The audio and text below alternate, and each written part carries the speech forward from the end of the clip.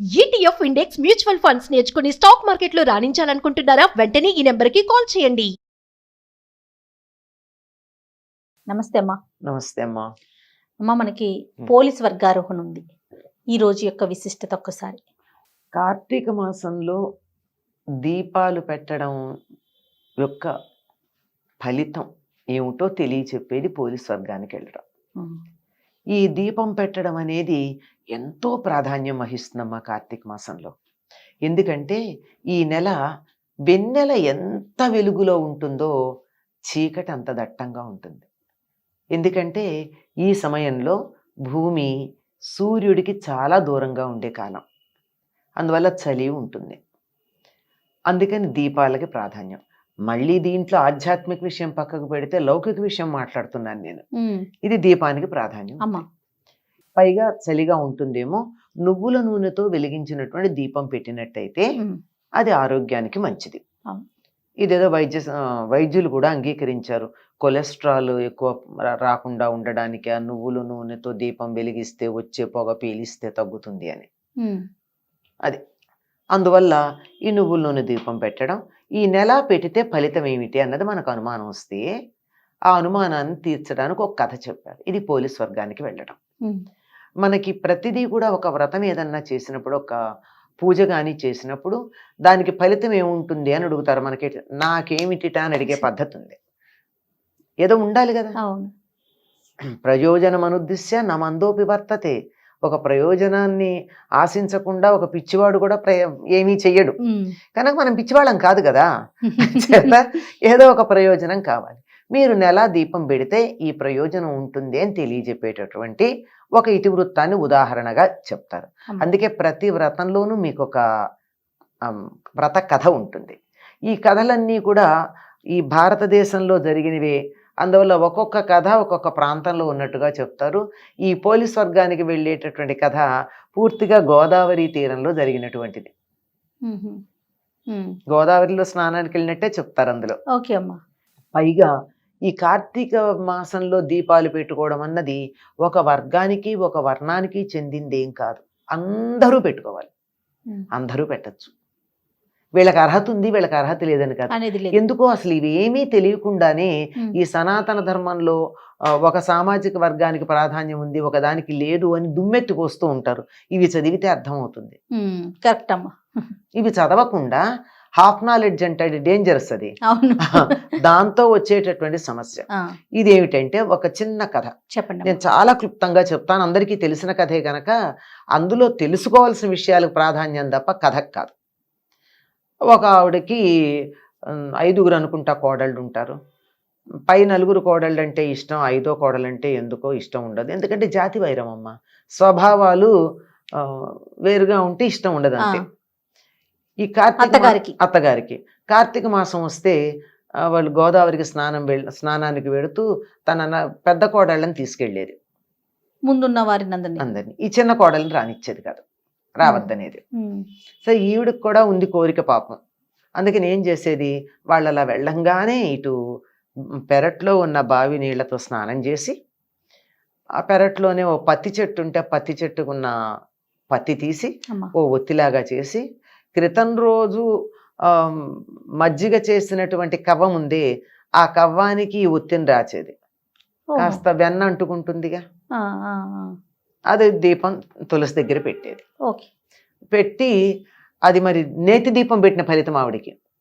పెట్టి బియ్యం వాడేసుకునే బుట్టలను ఉంటాయి మనకి, అంటే వెదురుతో బుట్టలు ఉంటాయమ్మా. బియ్యం కడిగి అందులో వేస్తారు, పొడి పొడిగా వచ్చేస్తాయి.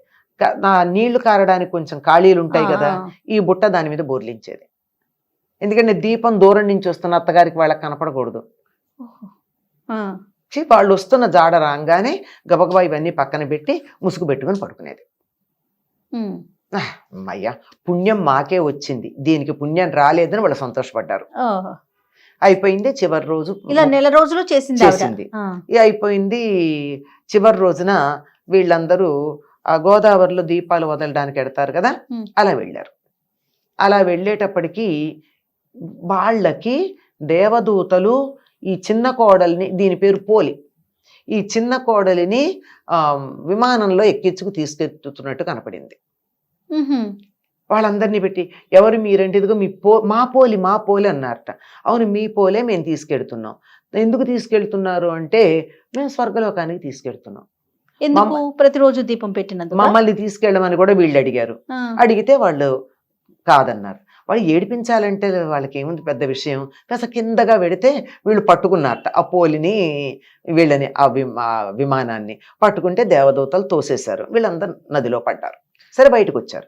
వచ్చి అదేమి మేము దీపాలు పెట్టాం, మేము కార్తీక స్నానాలు చేసాం, మేము కార్తీక దీపాలు పెట్టాము, అదేం చేయలేదు కదా, ఎందుకు తీసుకెడుతున్నారు అంటే మీరు ఎన్ని చేసినా పుణ్యం మీకే కావాలి, ఇంకొకళ్ళకి పుణ్యం రాకూడదు అని ఒక దుర్బుద్ధితో చేశారు గనక, ఇంకొకరికి పుణ్యం రాకుండా అడ్డుపడ్డారు గనక మీకు స్వర్గంలో అడుగుపెట్టే అధికారం లేదు.